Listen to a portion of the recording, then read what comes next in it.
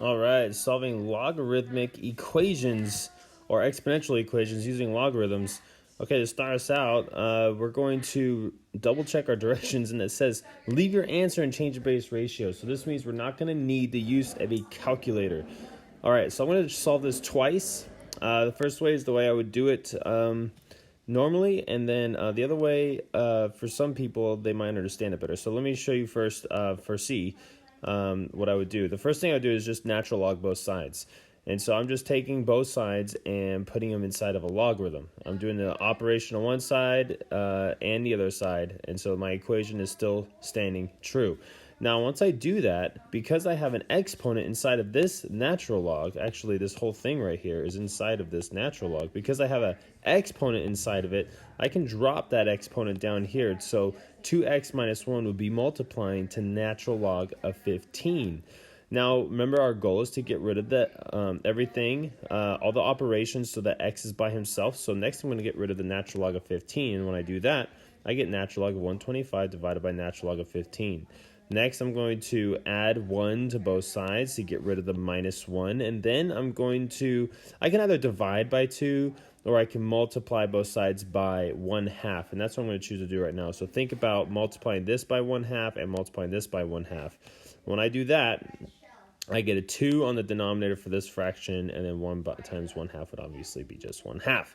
And so my answer is done. There you go. There it is. This is the change of base ratio. X is all by himself. We finished. All right, so here's the other way that you might understand. If you didn't understand why I chose to do that, maybe you would understand it this way. Some of you guys might think, oh, I'm trying to get the x out of the exponent, and so I'm going to do the inverse of a base 15. The inverse of a base 15 is log base 15. And so when you do that, these guys get to cancel out. So I did log base 15 to both sides, all right? Now, the 2x minus 1, you could have dropped him first, or you can just go, oh, the bases cancel out, so now I'm just left with 2x minus 1 on that side. On the right side, we have log base 15 of 125. Now, you could do the change of base ratio now, or we'll just save it to the end. Okay, so I'm going to add 1 to both sides. After I add 1 to both sides, I divide both sides by 2.